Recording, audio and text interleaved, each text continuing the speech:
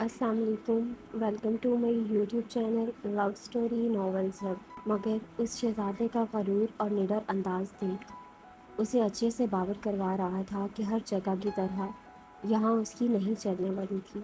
Are you in your senses mister सरदार? मेरा नाम अनायशा आज़म ख़ान है। ये सरदारनी वरदारनी नहीं हूँ मैं किसी की, और ना ही आपकी मुलाजमा जो आपका ऑर्डर फॉलो करूँ। इसलिए शराफत से मुझे जाने दें। इसमें आपकी और आपके इन महल वालों की भलाई है, वरना मेरी मामा आप सबको नहीं छोड़ेंगी। अनायशा, जो कि ज़ाकवान से फासले पर जा खड़ी हुई थी, वहाँ से अपनी हिम्मत दिखाती उंगली उठाकर बोली थी, जबकि उसके आखिरी जुमले पर ज़ाकवान जतोई ने मजाका खेज अंदाज में कहका लगाते उसकी नादानी पर उसका मजाक उड़ाया था। अनायशा ने घूरती निगाहों से उस घमंडी शहजादे को देखा था, जिस पर उसकी किसी बात का असर नहीं हो रहा था, बल्कि उल्टा वो उस जैसी कॉन्फिडेंस क्वीन को अच्छा खासा नर्वस कर चुका था, जो खुद रात के अंधेरे में यहाँ से फ़रार हुई हो। वो तुम्हें मुझसे बचाने भला कैसे आ सकती है? एनीवेज, मेरा वक्त बहुत कीमती है, जो इन फजूल बातों में मैं बिल्कुल भी ज़ाया नहीं करना चाहता। अभी 1 घंटे बाद मेरी दुल्हन बनने के लिए तैयार हो जाओ। हमारी रुखसती आज ही होगी। मैं तुम जैसे लोगों को मज़ीद मोहलत देने के हक़ में बिल्कुल नहीं हूँ। ज़ाकवान जतोई अपने मखसूस मगरूराना लहजे में अनायशा के सर पर बम फोड़ता उसकी जानिब से रुख मोड़ गया था।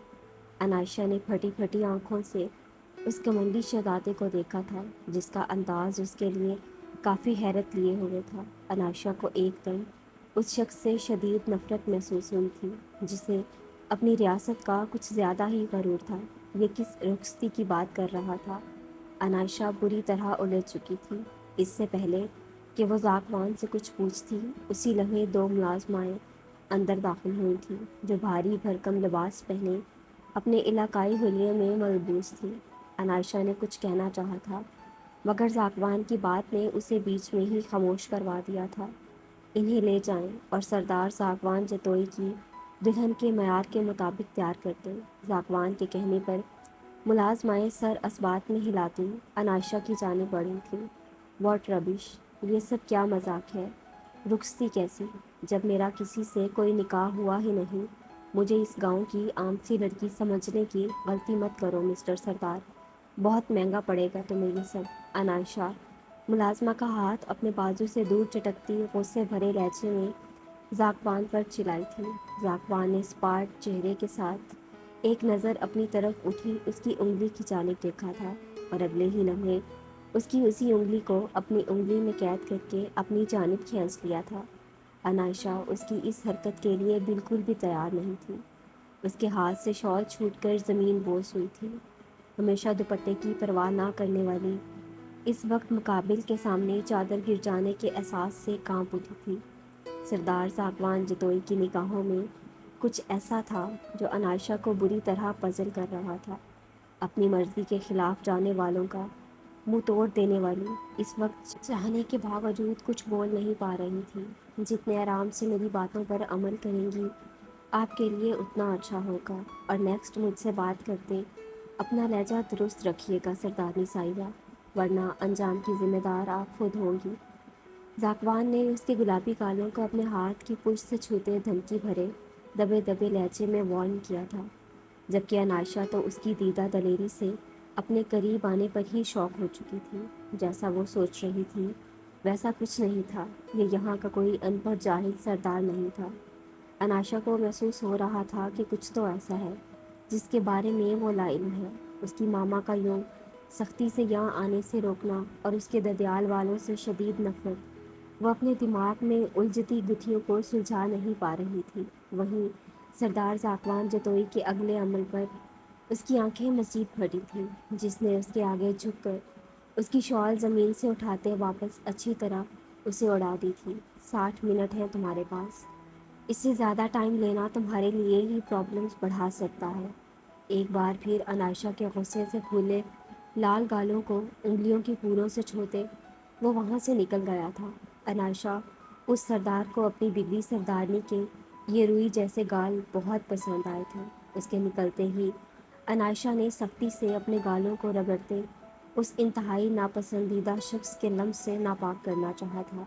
वाह, کمال کر دیا تم نے، میں تو تمہیں کافی عقل مند سمجھنے لگا تھا، مگر نکلی نہ تم وہی ایک بے وقوف کم عقل عورت جسے کسی بات کی کوئی سمجھ بوجھ نہیں ہے۔ اپنی اکلوتی بیٹی کو اٹھا کر اپنے اور ہمارے جانی دشمنوں کی جھولی میں ڈال دیا تم نے۔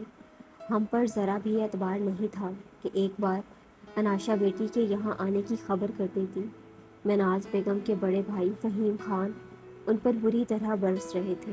انہیں جیسے ہی اناشا کے یہاں آنے اور اس کے سردار زاکوان جتوئی کے ہتھیار چڑھنے کی خبر ملی تھی، انہوں نے فوراً کال کر کے اپنی بہن کو بری طرح لتاڑ دیا تھا، جو اتنا عرصہ باہر ہونے اور اپنا ایک بزنس امپائر کھڑا کر لینے کے باوجود ان کے روب میں تھی، جبکہ مہناز بیگم تو یہ خبر سن کر ہی کرسی پر ڈھہ گئی تھی۔ اب وہ اپنی معصوم بیٹی کو بھلا وہاں سے کیسے نکالیں گی؟ وہ ان بے حساس سے آری پتھر دل اور ظالم لوگوں کے حوالے نہیں کرنا چاہتی تھیں اپنی بیٹی کو، مگر ان کے اپنے اناشا کو وہاں جانے دینے والے چھوٹے سے غلط فیصلے نے انہیں اتنے بڑے نقصان سے دوچار کر دیا تھا۔ مجھے لگا زاکوان کو پتہ نہیں چلے گا۔ بڑے بھائی کی بری طرح جرح کرنے پر وہ حالے سے بڑبڑائی تھی۔ تم اچھے سے جانتی ہو بولان میں اس سردار کی مرضی کے بغیر کوئی آ جا نہیں سکتا۔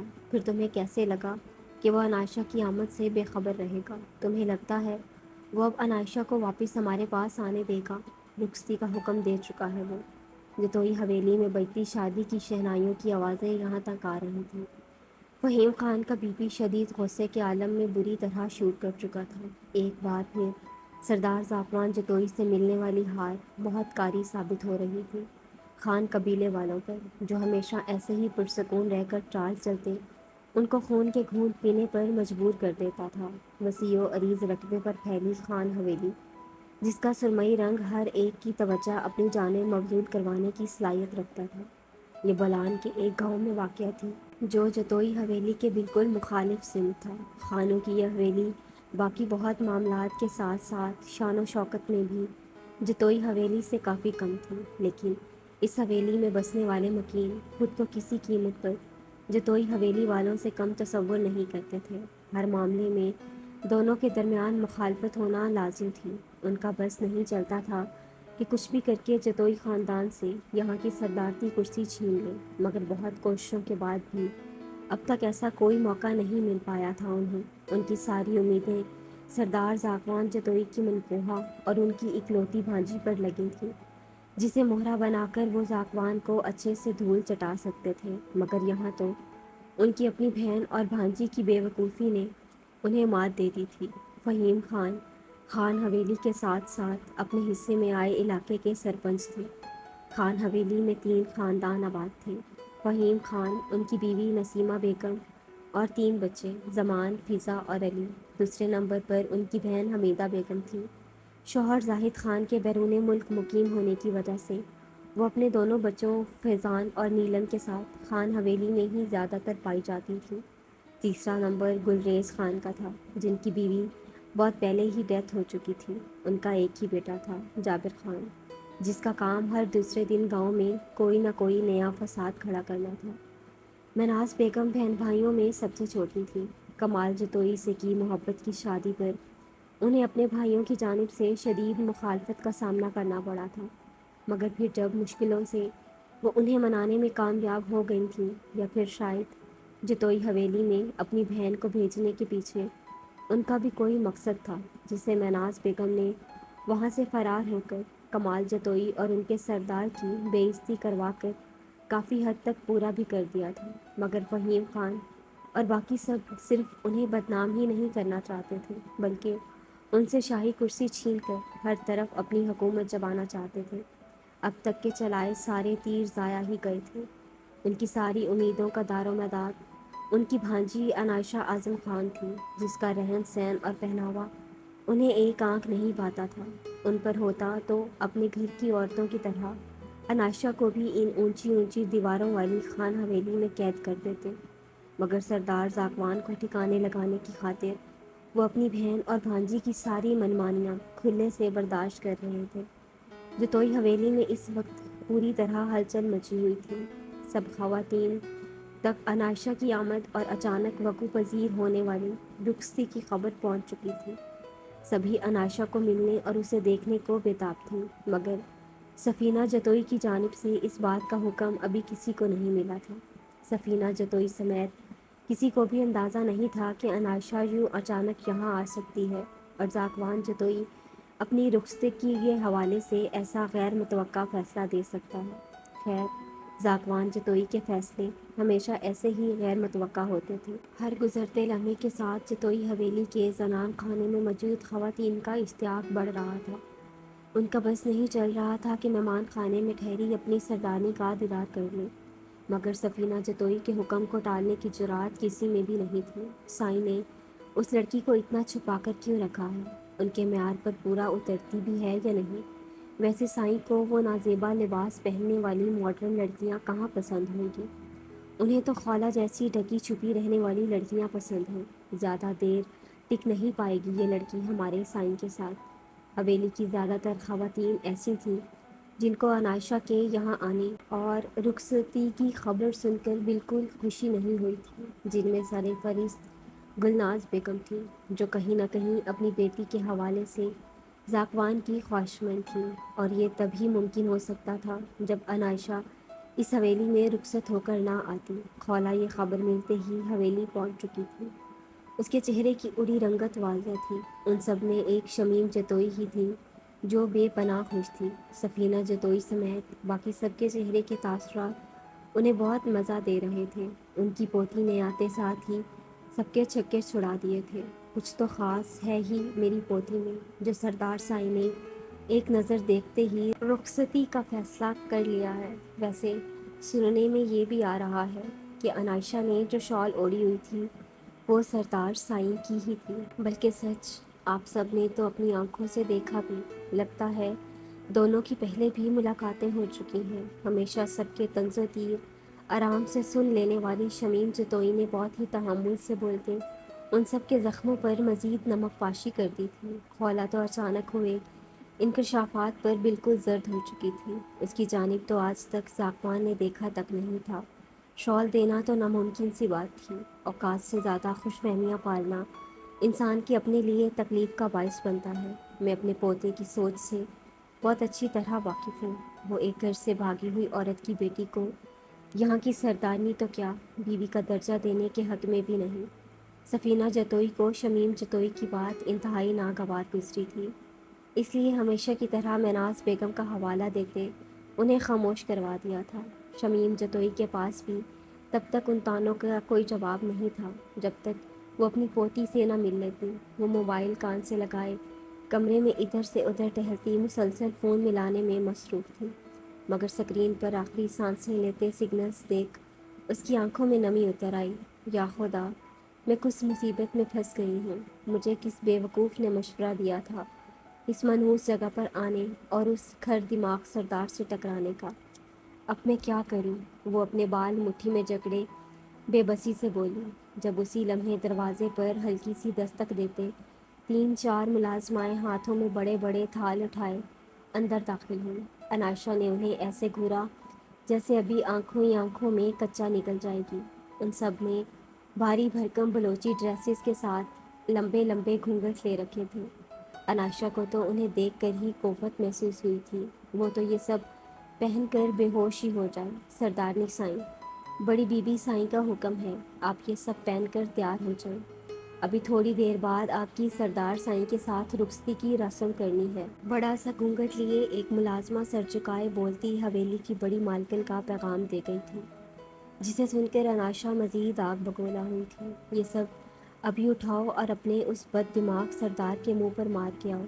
نہ ہی میں اس کی بیوی ہوں اور نہ ہی اس کے ساتھ رخصتی ہوگی میری، انائشہ اونچی آواز میں چلائی تھی، جب اسی لمحے کمرے کا دروازہ کھلنے پر کوئی اندر داخل ہوا تھا۔ سردار ذاکوان جتوئی کو وہاں آتا دیکھ انائشہ کا دل دھک سے رہ گیا تھا۔ اس رعبدار شخصیت کے مالک شخص کو دیکھ کچھ لمحوں پہلے اس کی ساری بہادری چاک کی طرح بیٹھ گئی تھی۔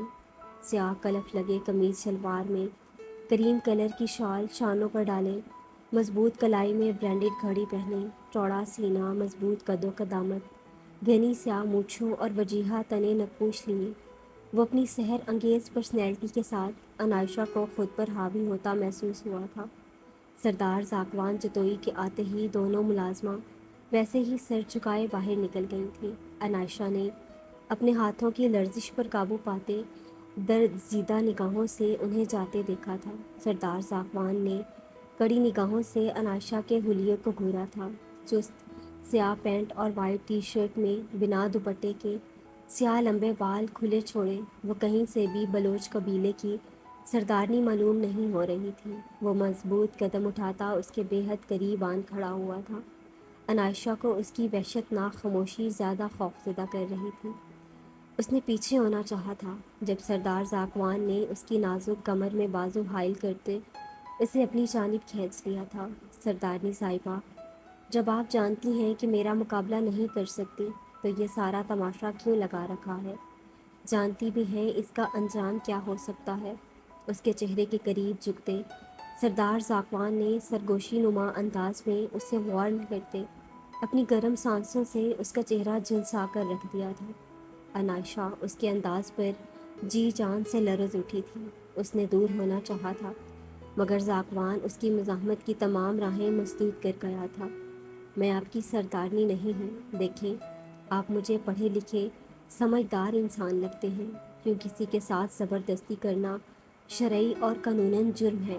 میں آپ کو جانتی تک نہیں ہوں، بھلا آپ کی بیوی کیسے ہو سکتی ہوں؟ انائشہ نے ہمیشہ نیوز میں ہی ایسے ظالم اور جابر وڈیروں کے بارے میں سنا تھا جن خبروں کو وہ اکثر تو جھوٹ ہی تصور کرتی تھی، مگر آج اپنے ساتھ یہ سب ہوتا دیکھ اس کے سوچنے سمجھنے کی صلاحیت ختم ہو چکی تھی۔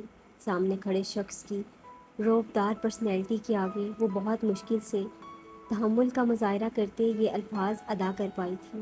اپنی بات کے جواب میں اسے زاکوان کے چہرے پر ایک طنزیہ تاثر نظر آیا تھا۔ اس کی سیاہ مقناطیسی آنکھیں اپنا مذاق اڑاتی محسوس ہوئی تھیں۔ اس نے بنا کچھ بولے موبائل نکال کر کوئی نمبر ڈائل کیا تھا۔ انائشہ اس کی گرفت سے نکلنے کی سر توڑ کوششیں کرنے کے باوجود ناکام تھی۔ اس کی آنکھوں میں بے بسی کے احساس سے نمی بھر گئی تھی، مگر سامنے کھڑا شخص اس پر رحم کرنے کے موڈ میں نہیں تھا۔ مجھے بالکل امید نہیں تھی کہ تم میری دشمنی اپنی بیٹی سے نکالو گی۔ اسے اپنے شوہر کے بارے میں آگاہ نہ کر کے تم نے اسی کے لیے مشکلات بڑھائی ہیں۔ ابھی تھوڑی دیر میں ہماری رخصتی ہے، اپنی بیٹی کو ساری حقیقت سے آگاہ کر دو، ورنہ مسائل تمہاری بیٹی کے لیے ہی بڑھیں گے۔ اور ہاں، اپنی بیٹی کے سامنے میرے لیے اپنے الفاظ کا چناؤ سوچ سمجھ کر کرنا۔ یہ جتنی مجھ سے نفرت کرے گی اذیت میں خود ہی رہے گی، کیونکہ اب میری قید سے اس کے لیے کوئی چھٹکارا نہیں ہے۔ زاکوان انائشہ پر نظریں گاڑے مناز بیگم کو وارن کرتا فون انائشہ کی جانب بڑھاتا اسے اپنے حصار سے آزاد کر گیا تھا۔ انائشہ نے جھپٹنے کے سے انداز میں اس سے موبائل لیتے دور ہونا چاہا تھا جب اچانک بالوں میں کھچاؤ پر اس نے کراہتے پلٹ کر تلخی آمیز نگاہوں سے زاکوان کی جانب دیکھا تھا۔ ابھی چند ہی لمحوں میں وہ اس شخص سے شدید نفرت کرنے لگ گئی تھی۔ اسے لگا تھا اس بگڑے ظالم وڈیرے نے اس کے بال پکڑے ہیں، مگر اپنے بالوں کی چند لیٹیں اس کے گرے بان کے بٹنوں میں الجھی دیکھ انائشہ کے چہرے کی سرخی میں مزید اضافہ ہوا تھا۔ لیکن اس شخص پر گزرے چند لمحوں میں اسے اتنا غصہ آیا ہوا تھا کہ وہ مزید اس کے قریب رہنا قطعی پسند نہیں کرتی تھی۔ اس لیے اس نے بالوں کو ایک ہی جھٹکے سے پیچھے کھینچ لیا تھا، جس کے نتیجے میں کئی بال ٹوٹ کر زاکوان کے بٹن میں الجھے رہ گئے تھے۔ زاکوان نے خاموش نگاہوں سے اپنی سردارنی کا یہ ایٹیٹیوڈ دیکھا تھا، جس کے انداز میں ناپسندیدگی کی جھلک واضح تھی۔ وہ اب کچھ فاصلے پر سکتے کے عالم میں کھڑی اپنی ماں کے کیے جانے والے انکشافات سن رہی تھی۔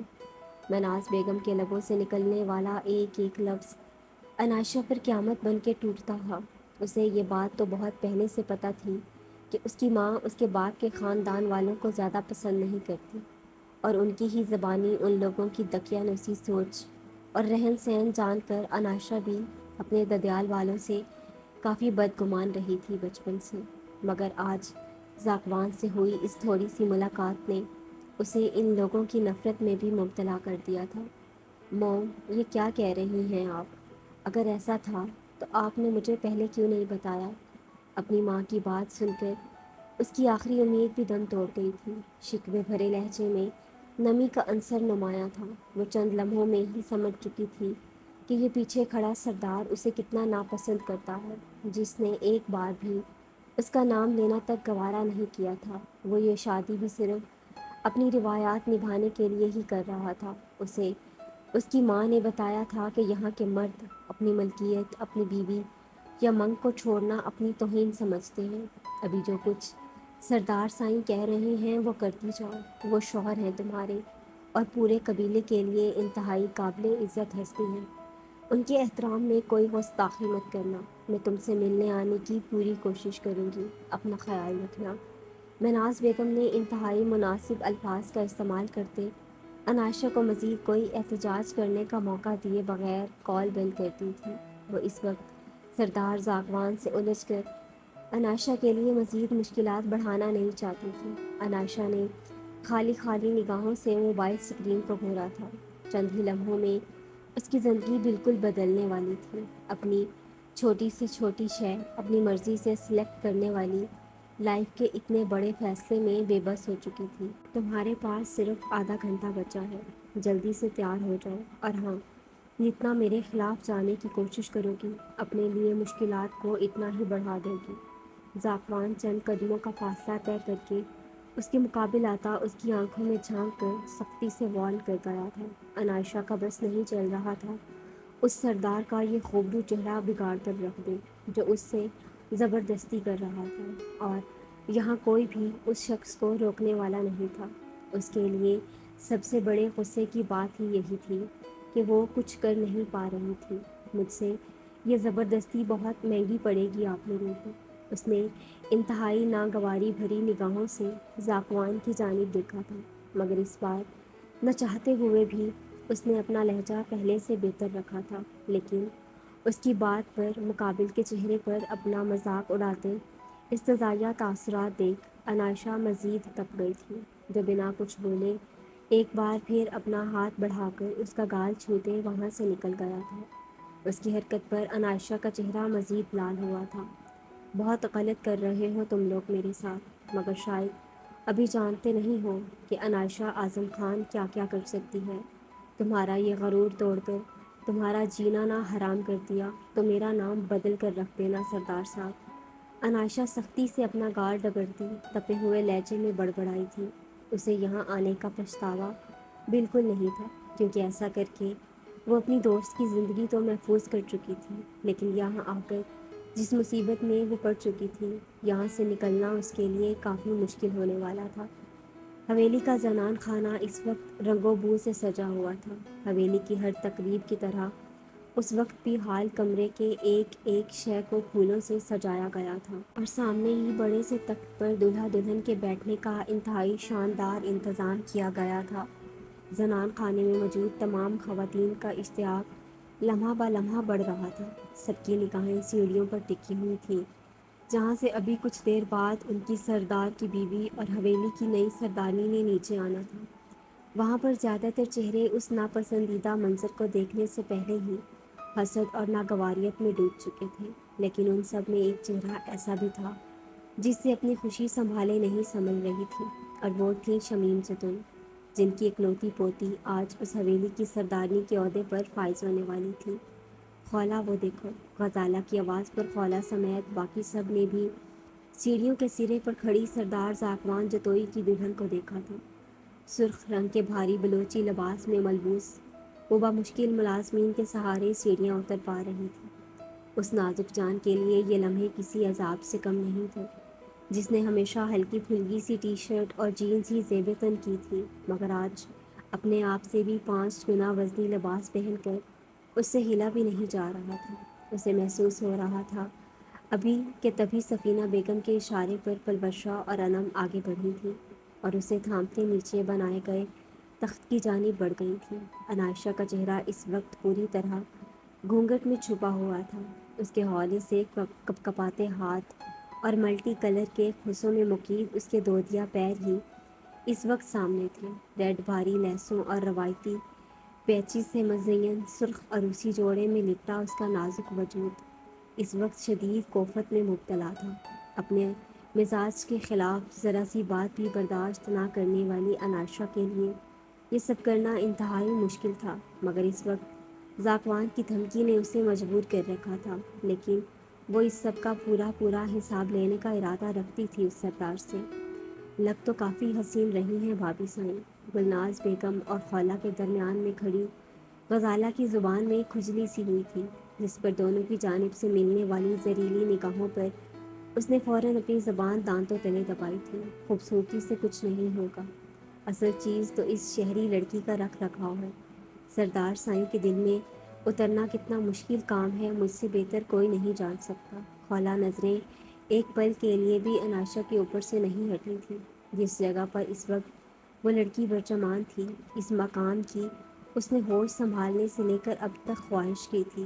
وہ سردار ذاکوان کے دل اور اس حویلی پر راج کرنا چاہتی تھی، جس کے لیے اسے ہر حال میں انائشہ اعظم خان کو اپنے راستے سے ہٹانا تھا۔ سفینہ جتوئی اور یاسمین جتوئی رسم کرنے کے لیے سب سے پہلے انائشہ کی جانب بڑھی تھی۔ رسم کے مطابق 1000 کے بہت سارے نوٹ اس کے اوپر سے بانٹتے انہوں نے ایک طرف کھڑی ملازمہ کو تھمائے تھے اور آگے کو جھکتے انائشہ کا گھونگھٹ ہٹا دیا تھا، جس کے ساتھ ہی ہال میں موجود خواتین کو سانپ سونگھ رہا تھا۔ جتوئی حویلی کی نئی سردارنی اپنے مقام کے ساتھ ساتھ حسن میں بھی باکمال تھی۔ انائشہ نے سر نہیں اٹھایا تھا، مگر بنا دیکھے بھی وہ سب کی ستائشی نگاہیں نوٹ کر سکتی تھی۔ واؤ، یہ تو بہت پیاری ہے، بالکل سائیں کی ٹکر کی، اور سنا ہے تعلیم میں بھی ان کے برابر ہیں۔ غزالہ کو انائشہ کچھ زیادہ ہی پسند آئی تھی، اس لیے ماں اور خولہ کی گھوریوں کے باوجود باز نہیں آئی تھی۔ غزالہ کا مزاج اپنی ماں اور بہن سے کافی مختلف تھا۔ اسے حویلی کے زنان خانے میں خواتین کی آپس میں چلتی ان دشمنیوں میں بالکل بھی انٹرسٹ نہیں تھا۔ وہ چھوٹی چھوٹی باتوں پر خوش رہنے والی عام سی لڑکی تھی اور نارمل لائف گزارنے کی خواہشمند تھی، جو اس حویلی میں تو اسے ناممکن ہی لگتی تھی۔ ماشاء اللہ، اللہ نظر بد سے بچائے میری پوتی کو، بہت پیاری لگ رہی ہو سردار سائیں کی بیوی، اور اس حویلی کی سردارنی تمہارے علاوہ کوئی اور ہو ہی نہیں سکتی۔ شمیم جتوئی نے انائشہ کی پیشانی چومتے ایک طرف کھڑی گلناز بیگم کی جانب دیکھتے کافی جتاتے ہوئے لہجے میں کہا تھا، جس پر وہ شدید غصے کے عالم میں جل بھن کر رہ گئی تھی۔ ان کا بس نہیں چل رہا تھا ان دونوں دادی پوتی کو ایک ساتھ اٹھا کر اس حویلی سے باہر پھینک دیں۔ انائشہ نے کافی حیرانگی سے سر اٹھا کر اپنے سامنے کھڑی ہستی کو دیکھا تھا۔ اب تک جتنی خواتین سے بھی وہ مل چکی تھی، اسے سب کا انداز انتہائی بناوٹی لگا تھا، مگر شمیم جتوئی جس محبت سے اسے ملی تھی، وہ سمجھ گئی تھی کہ یہی اس کی سگی دادی ہیں۔ دادو، کیسی ہیں آپ؟ انائشہ بنا اپنے دلہاپے کا خیال کیے اس کے گلے میں باہیں ڈالے محبت سے ملی تھی۔ شمیم جتوئی تو اس کے اس والہانہ انداز پر نہال ہوئی تھی۔ ان کی پوتی نے انہیں پہچان لیا تھا، جبکہ ایک طرف بیٹھی سفینہ جتوئی نے انتہائی ناگواریت سے یہ منظر دیکھا تھا۔ بہو، یہ سب بعد میں کر لینا، ابھی سردار سائیں آنے والے ہیں، انہوں یہ سب پسند نہیں ہے۔ سفینہ جتوئی کے سخت اور کھردرے لہجے پر شمیم جتوئی خاموشی سے پیچھے ہٹ گئی تھی، جبکہ انائشہ کو ان کا یہ ٹوکنا انتہائی ناگوار گزرا تھا، مگر شمیم جتوئی کے اشارہ کرنے پر وہ خاموش ہی رہی تھی۔ اسے اس وقت شدید ٹھنڈ لگ رہی تھی۔ اسے محسوس ہو رہا تھا کہ اس ٹھنڈ میں اور جس طرح گدھوں کی طرح اسے لادا گیا تھا، اس نے ابھی بے ہوش ہو کر گر جانا ہے۔ اسے ویسے ہی بہت ٹھنڈ لگتی تھی اور اس وقت تو وہ شدید ذہنی دباؤ کا شکار بھی تھی۔